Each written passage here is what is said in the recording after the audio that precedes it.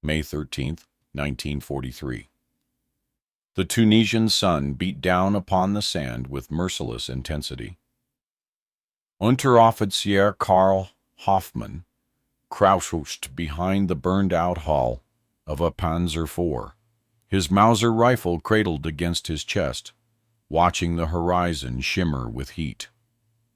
The sound of artillery had fallen silent an hour ago. In that silence lay something worse than battle, the certainty of defeat. He was 26 years old, a veteran of Rommel's Afrika Corps, holder of the Iron Cross Second Class, a man who had believed absolutely in the righteousness of Germany's cause. He had fought across Libya and into Tunisia, had seen British tanks burn and American soldiers retreat.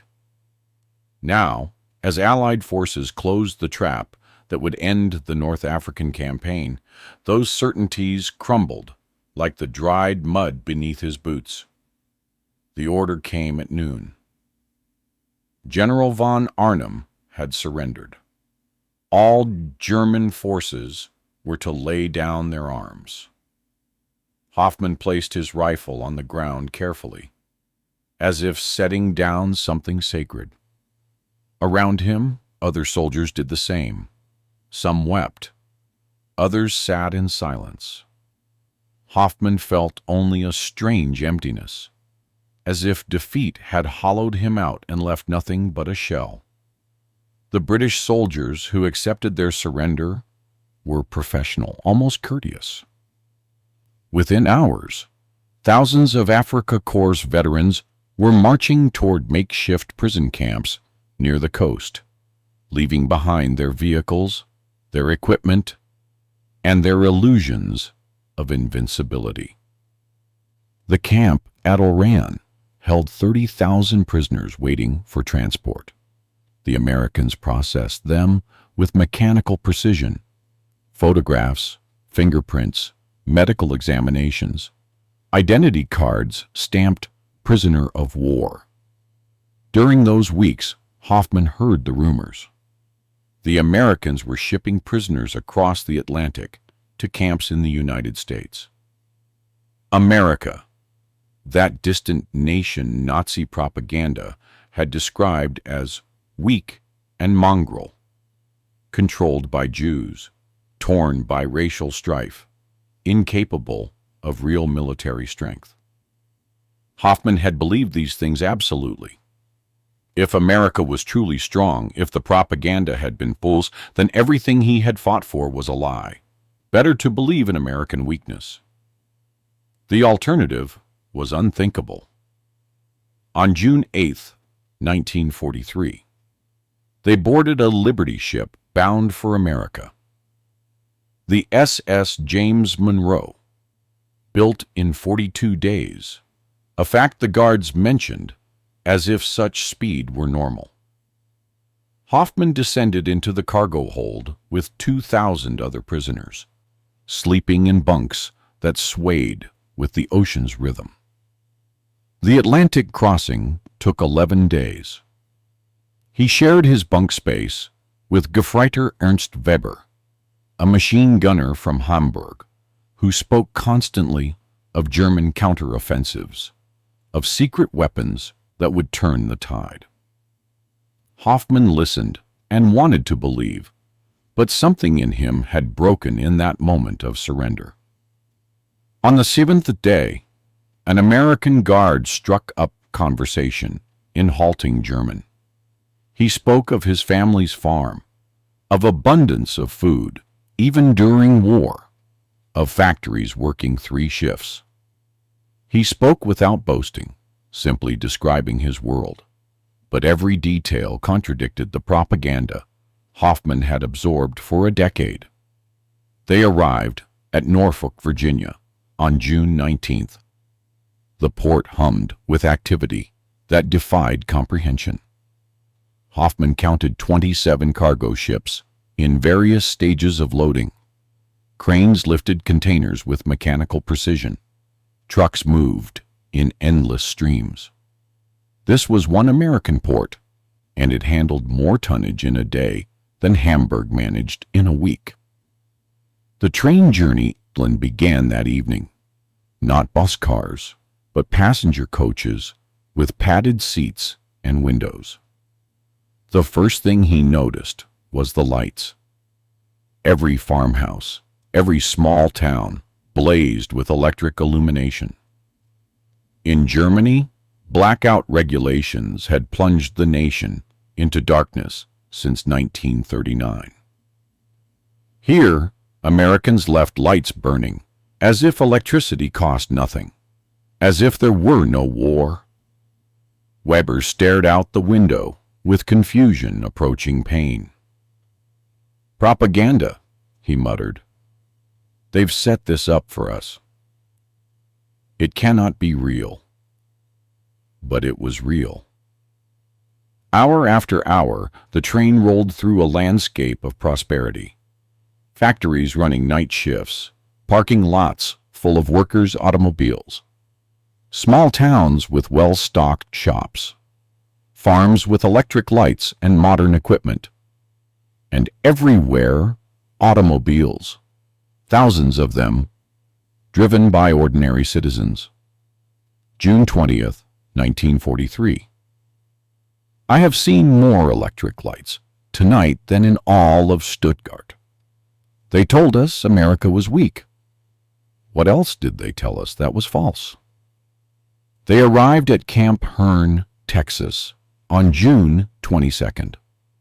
The camp sprawled across cleared land, wooden barracks surrounded by double fences and guard towers. It had been built in 4 months, constructed with more lumber than some German towns possessed in total. Hoffman was assigned to Barracks 7, Bunk 23. The barracks had electric lights, a coal stove, and wooden floors. There were latrines with running water and showers that produced hot water twice weekly. The daily routine established itself quickly. Morning roll call. Breakfast. Oatmeal, bread, coffee, sometimes eggs or sausage. Work assignments for those who volunteered. It was structured, predictable, and shockingly humane for men who had expected brutality. The camp held prisoners ranging from fanatical Nazis to men like Hoffman, whose certainties were crumbling. The Nazis maintained discipline through fear, creating a shadow hierarchy that enforced ideological purity even in captivity. By August, prisoners were being employed in agricultural work programs. Hoffman volunteered for a cotton farm 30 miles from camp. Each morning, trucks transported 30 prisoners to work under minimal guard, picking cotton in fields that stretched to the horizon. The farm owner, Samuel Crawford, was in his 60s, direct in speech, and surprisingly without hatred for his German workers. He treated them fairly, provided water and rest breaks, even shared his lunch, sandwiches with thick slices of ham and cheese that represented more meat than Hoffman's family received in a month of German rations. Crawford spoke to Hoffman about democracy one day as they rested in the shade. "You understand why you lost?" he asked in simple English. "You lost because you fought for a madman, and we fought for ourselves. You fought because you were ordered to. We fight because we choose to. That's the difference between slavery and freedom." The words settled into Hoffman's mind, working on him like water on stone. The months passed. Hoffman watched America with increasingly clear eyes. He saw farmers who owned their land, who made their own decisions, who spoke freely about government policies without fear. He saw abundance everywhere, food thrown away because it was slightly spoiled. Material wealth taken for granted. October 3rd, 1943. Today, Crawford's wife brought lunch for all of us. Fried chicken, bread, pie. She fed 30 German prisoners better than our own government fed us as soldiers. I think of my mother in Stuttgart, surviving on ration cards. The lies make me angry now. Winter came. The camp received Christmas packages from American churches, boxes containing cigarettes, candy, toiletries, and games. The packages included letters from school children. Hoffman received one from a girl named Sarah in Nebraska. I hope you can go home soon. I hope the war ends and nobody else dies. Merry Christmas. He kept the letter, unable to reconcile such innocent kindness with everything he had been taught. By spring of 1944, ideological divisions in the camp had hardened. The fanatical knees-beat prisoners who expressed doubt about German victory. Hoffman watched and said nothing, but his silence was itself resistance. It was in April 1944 that Hoffman decided to escape. Not from loyalty to Germany, but from a need to see more of this country that contradicted everything he had believed. He wanted to travel beyond the camp to understand how this nation functioned. The escape was not difficult. On April 17th, while working at a farm near Bryan, Hoffman simply walked away during the afternoon break. He carried civilian clothes stolen over months, $20 in currency, and a basic map. His plan was to travel northeast through small towns and rural areas, seeing America as it truly was. The first night, he slept in a barn 20 miles from camp. In the morning, he continued walking, following roads and rail lines through endless flat farmland. He encountered his first civilian Americans in the town of Calvert. He walked into a diner, ordered coffee and eggs in careful English. The waitress served him without suspicion. He sat at that counter for an hour, listening to conversations, farmers discussing crops, workers talking about overtime, an elderly man reading newspaper aloud. These people lived in democracy as naturally as breathing. Each day followed a similar pattern, walking 10 or 15 miles, stopping in small towns for food, sleeping in barns, always moving northeast through Texas and into Arkansas. He worked odd jobs when money ran low. 2 days at a lumber mill in Texarkana, 3 days at a farm near Hope, a week at a railway depot in Arkadelphia. The Americans accepted him without question, assuming he was a drifter. They shared their lunches, offered advice, spoke with casual friendliness, impossible in Germany between strangers. May 2nd, 1944. I have walked more than 200 miles. Everything I see contradicts everything I was taught. The people are not weak. They are confident. The nation is not chaotic. It is organized beyond anything we achieved. I am watching my entire worldview crumble. In Little Rock, Hoffman made a mistake. He walked into a diner where 2 military police officers were eating lunch. Something about him triggered their training. "Papers?" one MP asked. Hoffman had no plausible story. "I am German prisoner," he said quietly. "I escaped from Camp Hearne, Texas."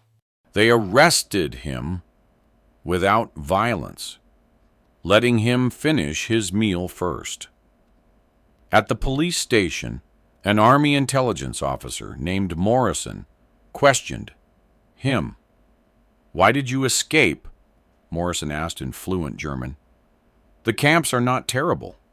Why risk punishment?" "I wanted to see America," Hoffman answered it.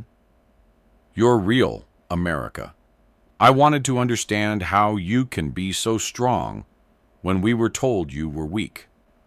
"And what did you see?" "I saw the truth," Hoffman said.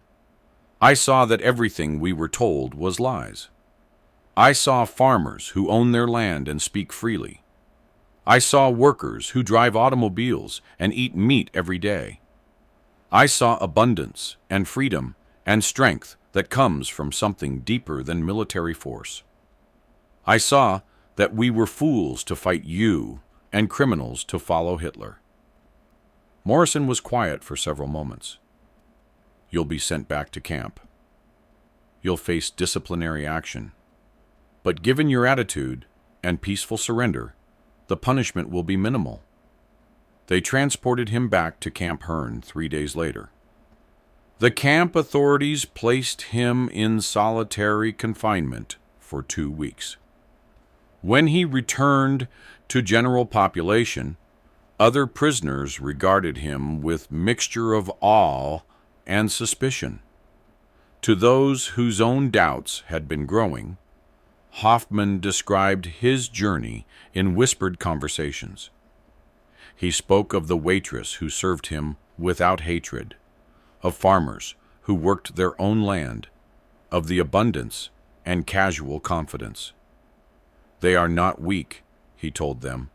"They are stronger than us in ways that matter more than tanks. They are strong because they choose to be, not because they are forced. They are strong because their system creates wealth rather than stealing it." The words spread through the camp, fermenting doubt among prisoners who had clung to Nazi ideology. The truth, once seen, could not be unseen. Hoffman spent the remaining year of the war at Camp Hearne, working on agricultural details, attending re-education classes, reading American newspapers freely. When Germany surrendered in May 1945, he felt relief rather than grief. The repatriation process took over a year. By late 1946, Hoffman returned to a Germany that was shattered, divided, and forced to confront the full horror of what it had done under Hitler. Hoffman settled in Stuttgart, found work in reconstruction, and later studied agriculture, applying techniques learned on Texas farms. He married in 1949, raised 3 children, and lived quietly. But privately, he told his children and grandchildren the story of his journey across America. He described the escape as the moment he had broken free from something more confining than barbed wire, the prison of ideology. "I walked 300 miles across America," he would say, "and every mile taught me something the Third Reich had hidden from us. I learned that strength comes from freedom, not tyranny. That prosperity comes from creation, not conquest. That a nation built on principles is stronger than one built on hate." He kept Sarah's letter for his entire life. It represented something essential about the difference between the nation he had fought for and the nation that had defeated him. December 1946. "I am home, but home is not what I left. Germany is destroyed, and we destroyed it ourselves. I think often of America, of the farms and towns I passed through. I think of Crawford and his wife, of the waitress in Calvert, of the MPs who arrested me with respect rather than hatred. They showed me what it means to be strong without being cruel, to win without humiliating. These are lessons Germany must learn now. Karl Hoffman died in 1987 at 70, having lived to see Germany reunified and democracy established. His story became part of the historical record documenting the transformation of German POWs who encountered American society during the war. His journey across America had been brief, only 15 days and 300 miles. But in that journey, he had traveled from certainty to doubt, from ideology to understanding, from the prison of propaganda to the freedom of truth. The German PO who escaped across America learned what thousands of his comrades would learn: that the enemy they had been taught to despise possessed strength rooted not in racial superiority or military aggression, but in principles of freedom and human dignity that made mockery of Nazi ideology. In the end, his escape had been less about fleeing captivity than about finding truth.